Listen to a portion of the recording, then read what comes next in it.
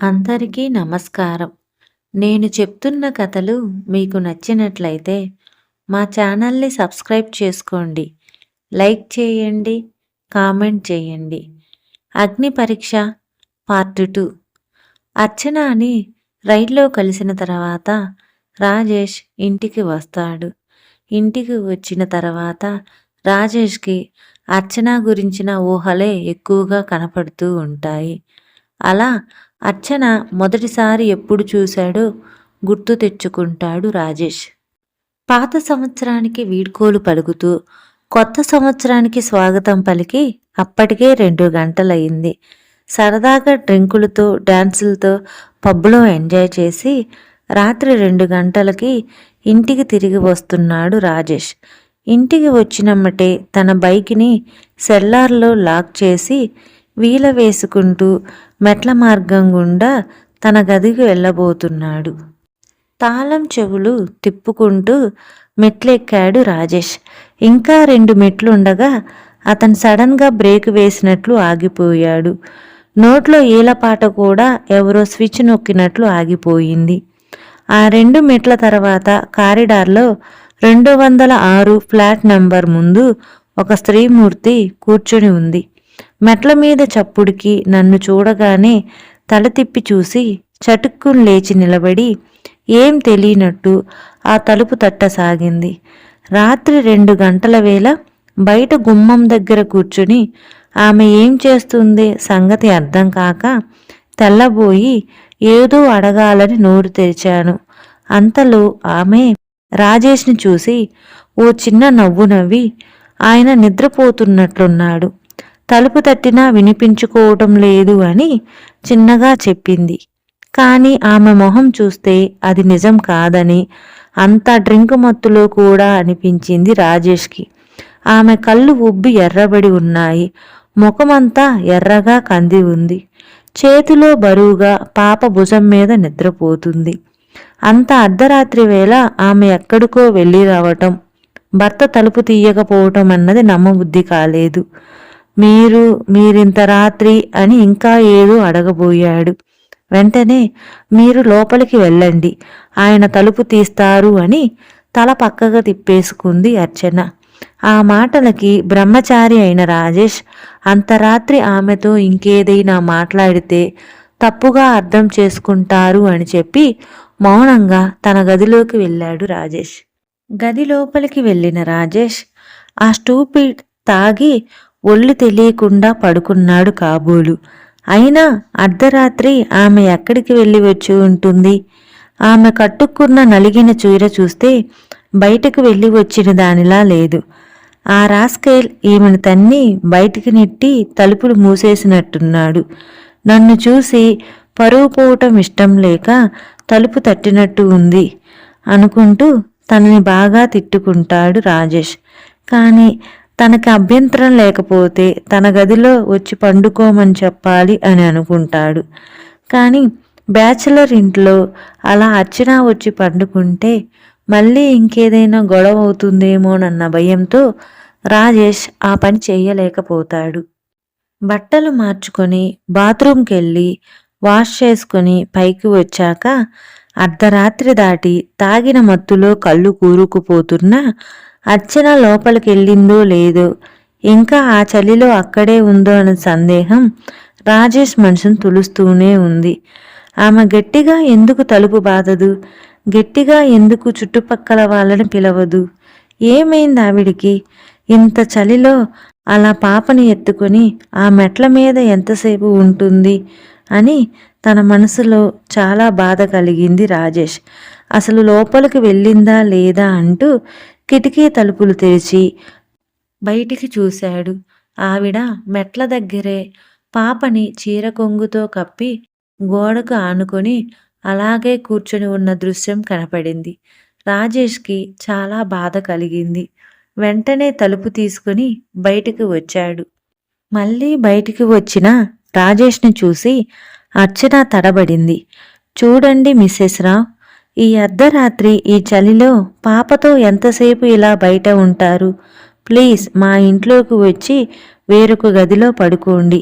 అయినా ఇవాళ new year కదా, మీ వారు కొంచెం డ్రింక్ చేసి ఉన్నట్టున్నారు.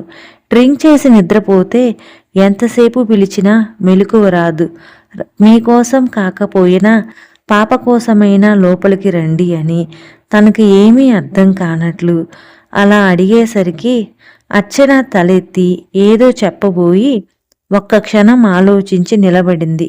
మౌనంగా పాపని ఎత్తుకుని రాజేష్ గదిలోకి నడిచింది. 2 బెడ్రూములు ఉన్నాయి ఆ ఇంట్లో. ఒక బెడ్రూమ్ చూయించి, చాలా రాత్రయింది, పడుకోండి, అక్కడే దుప్పటి ఉంది, గుడ్ నైట్ అని చెప్పి ఆమెతో ఇంకేమీ మాట్లాడకుండా తన బెడ్రూంలోకి వెళ్ళిపోయాడు రాజేష్. రాజేష్ వెళ్ళిపోయిన వెంటనే అర్చన కూడా తన గదిలోకి వెళ్ళి తలుపు మూసేసుకుంటుంది. పడుకున్న మత్తు కాస్త దిగజారిపోయి నిద్ర పట్టడం లేదు రాజేష్కి. 2 సంవత్సరాల నుండి తన పక్క ఇంట్లోనే ఉంటున్న అర్చన చాలా సుకుమారంగా ఉంటుంది. ఎప్పుడూ పెద్దగా మాట్లాడింది కూడా లేదు. వాళ్ళ భర్తతో ఎప్పుడైనా మాట్లాడదామని రాజేష్ వెళ్ళినా ఏదో ముభావంగా మాట్లాడి వెళ్ళిపోతాడు. అందుకని వాళ్ళ కుటుంబానికి రాజేష్తో అంత పరిచయం లేదు. పాల ప్యాకెట్లు తీసుకుంటాను, బయట కసువు చిమ్ముతున్నప్పుడు అప్పుడప్పుడు అర్చనాని చూస్తూ ఉంటాడు రాజేష్. అర్చన అందానికి ముగ్ధుడయ్యాడు రాజేష్. కానీ పెళ్ళైన అమ్మాయిని అలా చూడటం తప్పు అని ఇక అర్చనాని వేరొక ఉద్దేశంతో చూసేవాడు కాదు.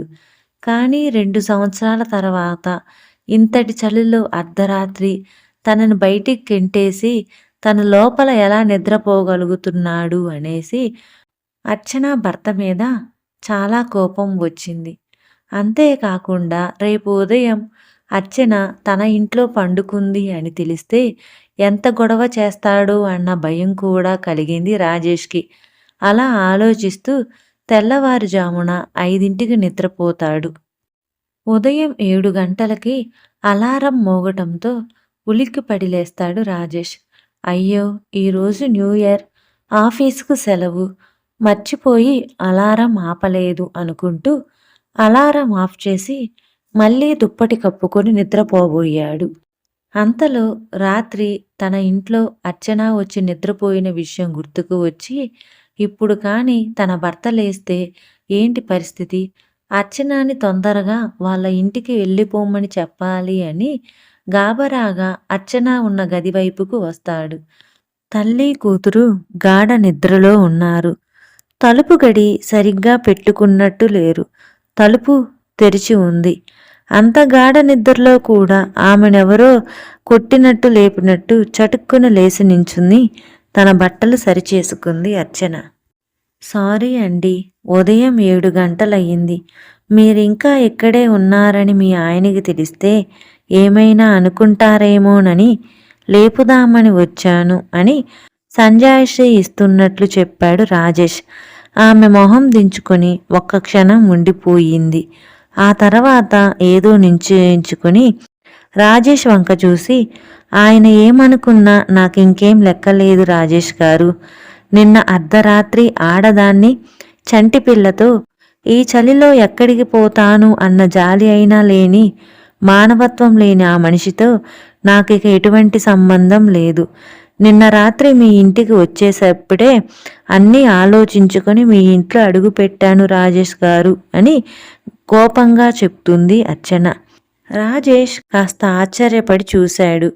అయితే మరి మీరు అని ఏదో అనబడుతుంటే కంగారు పడకండి, ఈ ఒక్కపూటకి మీరు ఆశ్రయం ఇవ్వండి. సాయంత్రం ట్రైన్ ఉంది, అందులో మా ఊరి వెళ్ళిపోతాను. అంతేకాదు, నాకు ఇంకో సాయం కూడా చేసి పెట్టాలి అంటూ తన చేతుకున్న బంగారు గాజుల్లో ఒక గాజును తీసి, ఇది కాస్త అమ్మిపెట్టి మా ఊరికి ఒక ట్రైన్ టికెట్ తెచ్చివ్వగలరు అని వినయంగా అడుగుతుంది. ఆమె అడిగిన దానికి రాజేష్ మనసు చాలా బాధపడింది. మీరేమీ బంగారం అమ్మవలసిన అవసరం లేదు, నా దగ్గర డబ్బులు ఉన్నాయి అని అంటాడు రాజేష్. అయినా మీరు ఊరెళ్ళిపోతే ఇంక మీ ఆయన ఎలా ఉండగలడు అంటూ ఏదో అడగబోయిన రాజేష్తో, అవును, ఇంకా ఆయనతో కాపురం నా వల్ల కాదు.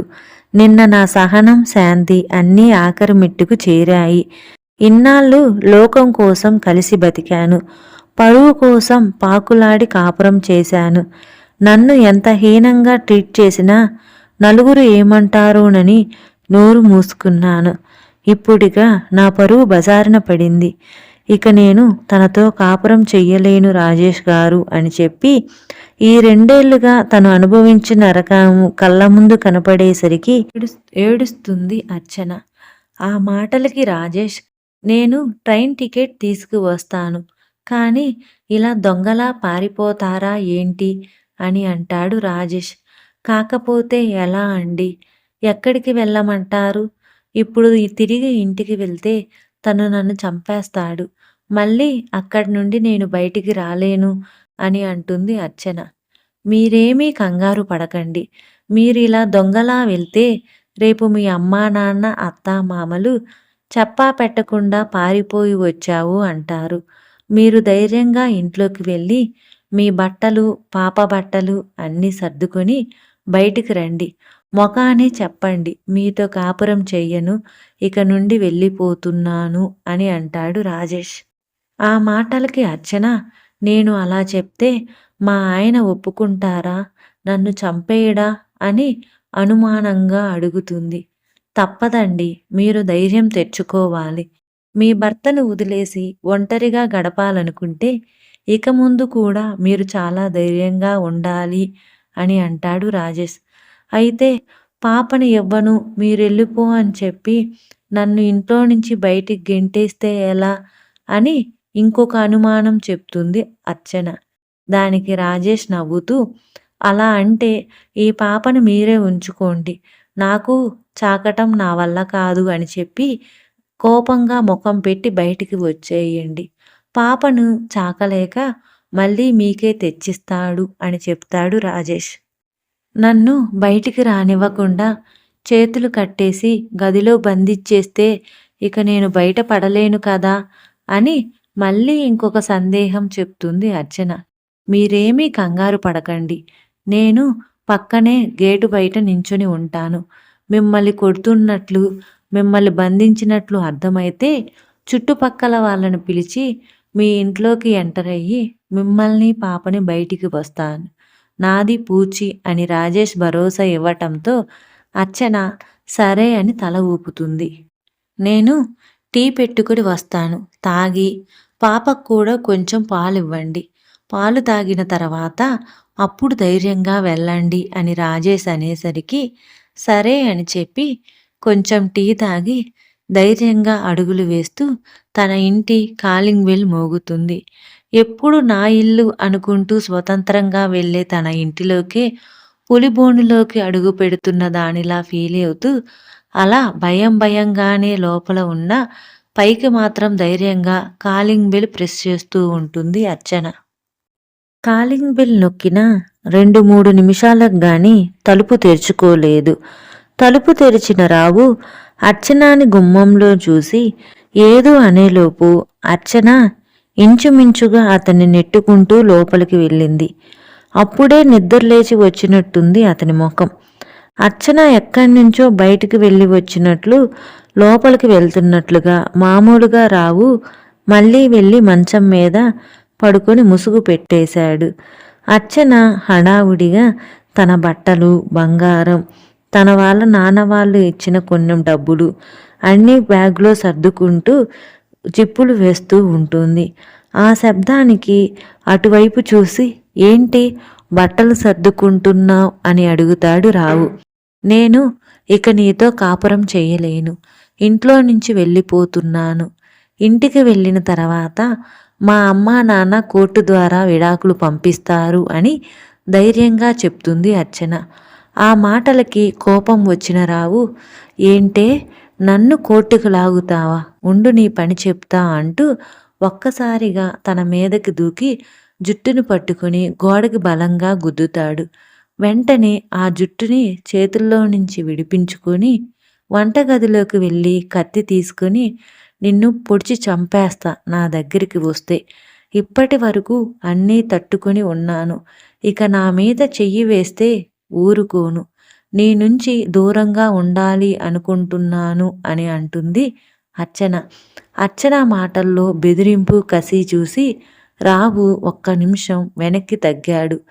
వెంటనే అర్చనను లొంగ తీసుకోవడానికి, ఈ పాప నా కూతురు, నా కూతురిని నాకే ఇచ్చేయి అని అంటాడు రావు.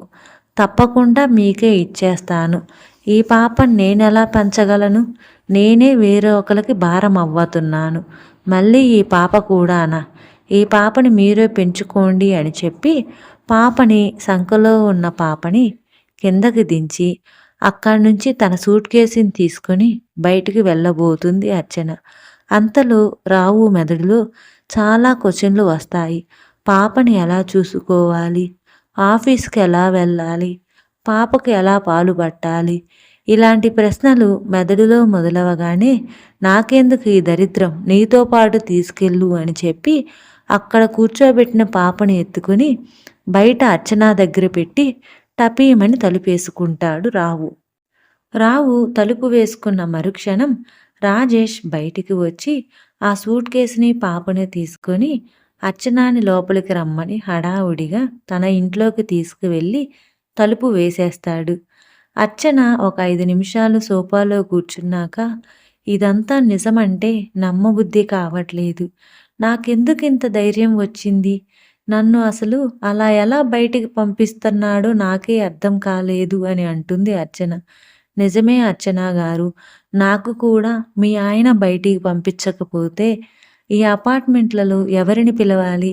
మీ ఇద్దరిని బయటికి ఎలా తీసుకురావాలి అని ఇందాకటి నుంచి నాలో నేను మదన పడుతున్నాను. అలాంటి పనేమీ జరగకుండా ఆయనే మిమ్మల్ని బయటికి పంపించి మంచి పని చేశారు అని అంటాడు రాజేష్. అవును, ఇక ముందు జరగాల్సింది ఆలోచించాలి అని ఏదో ఆలోచిస్తూ మౌనంగా అంటుంది అర్చన. రాజేష్ గారు, మీరు ఒక ట్రైన్ టికెట్ తీసుకురారా అని మళ్ళీ గుర్తు చేస్తుంది అర్చన. తప్పకుండా అండి, బయటికి వెళ్ళి మీకు మధ్యాహ్నానికి భోజనము, రాత్రికి టికెట్టు తీసుకువస్తాను కానీ అని ఏదో అడగబోయాడు రాజేష్. మీరు ఏది అడగబోతున్నారో నాకు అర్థమయ్యింది. ఒక పాప పుట్టిన తర్వాత కూడా మీరు భర్తతో ఎందుకు దూరంగా ఉండాలి, విడాకులు తీసుకోవాలనుకుంటున్నారు అనే కదా మీ ప్రశ్న అని అంటుంది అర్చన. అవునండి, పాపని చూసైనా తనతో ఉండొచ్చు కదా అని రాజేష్ అనబోతుంటే, లేదు రాజేష్ గారు, రాత్రి మమ్మల్ని బయటికి గెంటేసినప్పుడే నా సహనం, నాలో ఉన్న ఓపిక చచ్చిపోయాయి. ఇది ఇప్పుడు మొదలైంది కాదు. నా పెళ్ళైన మొదటి రాత్రి నుంచి పడుతున్న ఇబ్బంది అని చెప్తుంది అర్చన. ఏంటి? మీ పెళ్ళైన మొదటి రాత్రి నుంచే మీకు టార్చర్ పెడుతున్నాడా అని ఆశ్చర్యపోతాడు రాజేష్. అవును అన్నట్లు తల ఊపుతుంది. అసలు మొదటి రాత్రి నుంచే ఎందుకు రావు అర్చనాని ఇబ్బంది పెడుతున్నాడు? తనని భార్యగా ఎందుకు చూసుకోలేదు? రాత్రి ఉన్నట్లుండి అర్చనాని బయటికి ఎందుకు గెంటేశాడు? ఇప్పుడు రాజేష్ ఇంట్లో అర్చన ఉంది కదా, అది గాని రావుగారికి తెలిస్తే తర్వాత పరిస్థితి ఏమిటి? అర్చన పడిన బాధలేమిటి? తెలుసుకోవాలి అంటే తరువాయి భాగం వినాల్సిందే. తరువాయి భాగం పార్ట్ 3.